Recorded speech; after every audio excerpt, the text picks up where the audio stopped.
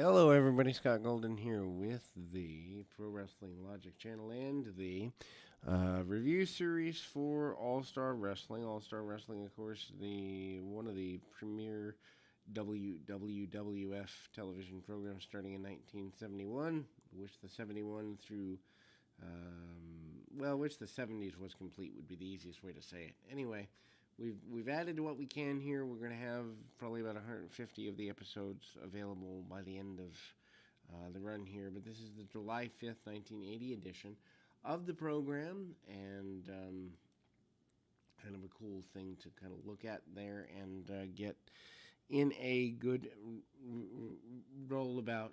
Six-man tag team action kicks us off as Pat Patterson, Rene Goulet, and Dominic DeNucci defeat Moose Monroe, Silvano Souza, and Danny O'Hanlon. 11:58 when Monroe submitted to Patterson's Boston Crab after the bout. Dave Monroe charges at Gary Michael Capetta for those that are interested.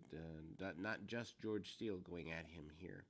Anyway, the trio of Patterson, Goulet, and DeNucci all having championship caliber stuff kind of here as a attempt to, I guess, fill time as they run almost 12 minutes with the match.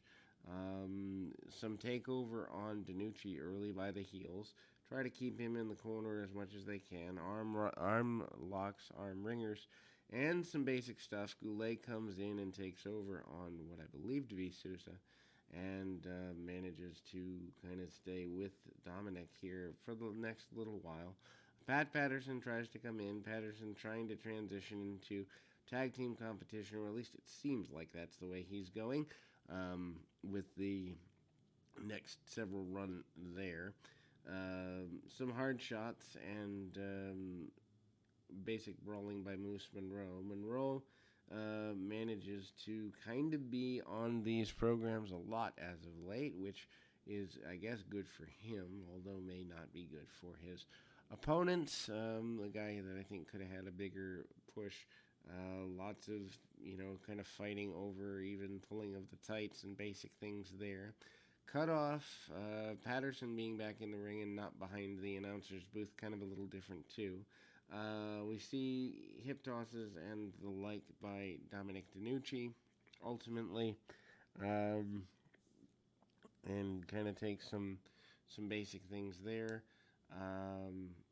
Hard shots and an attempt there going forward, and as it were, you can take a couple of shots along the way there, and eventually, obviously, your baby faces get the win. Again, to me, this is more of a match that's there to fill a little bit of time. The Hangman with Fred Blassie, who we don't really know that much about, and the announcers don't do a terrible job, or terribly good job, rather, of trying to instill in us who he is. Lots of punch kicks. I think maybe even getting him ready for, or getting us ready for kind of a more Texas infusion with Stan Hansen later in the year. Maybe that's where they're going. Lots of go behinds. Running the man, his opponent, into the buckle in this enhancement match, arm first. Hangman with more of a brawler style, kind of at the Texas style, trying to get everything he can out of it, and then kind of does a over-the-shoulder backbreaker new style thing. Fred Blassie trying to add an air of mystery to the Hangman, saying he's European in nature. Hangman doesn't really want to speak, and so Blassie does the speaking from his, I guess you'd say, pulpit of having a purple war jacket here, and continues to be kind of a big deal there. Ultimately, we kind of see, the Hangman is looked at to be a pretty intense fellow. We move to the next in the series of contests here, which in this run is Pedro Morales and Mark Pole.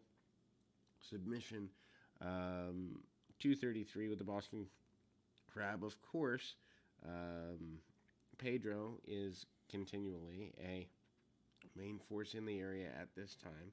Former world champion at the point from 1973. Takedown, arm bars, and front face locks from Pedro. Pedro trying to out wrestle his opponent and does so relatively quickly, getting the Boston Crab submission victory in just over 2.5 minutes. Pedro hasn't really had a major challenge, although that all changes in 1981, as we are soon to find out in the weeks and months to come here.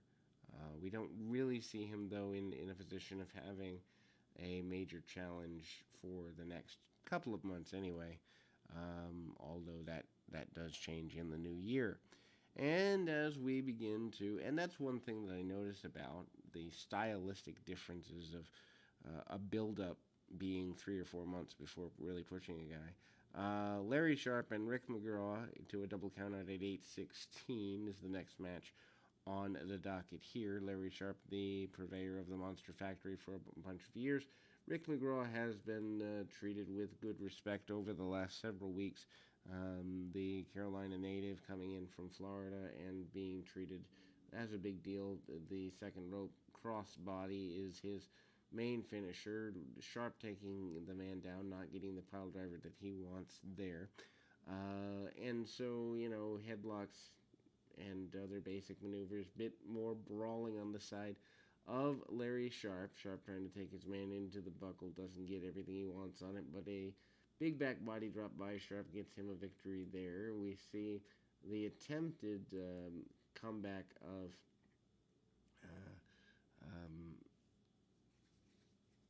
the McGraw as a pretty big thing there. Ride time by McGraw, again, not exactly a big surprise. They go to the outside and, as mentioned, end up rolling on the outside to a double countout, probably as a way to protect both guys. Sharp still could have matches with Backlund around the horn if needed, and McGraw, it seems like they were going to treat him like a major star. He never really seems to get there, although he does pass away in '84, and one could speculate that more things would have come for him out of the '84 expansion had he not passed away. Main event or final match of the show. I don't know that we could call it a main event because it's still considered a one-sided squash match. Hulk Hogan with Freddie Blassie against Frank Williams in 2 minutes 54 seconds with the lariat. Hogan doing his basic stuff with the push-off and the punch. Hogan actually even locks in a hammerlock a couple of times and shows that he, in fact, can wrestle more than most people believe that he can. Hogan then going and locking in on that. Hard shots by Hogan, and he tries to get as much of a continual victory as he can. Locks in with the lariat, which eventually bothers Stan Hansen in the weeks and months to come, but we're not there yet. Regardless, we will move forward into the run of things here and continue to be consistent with our product here. We'll be back with more right after this.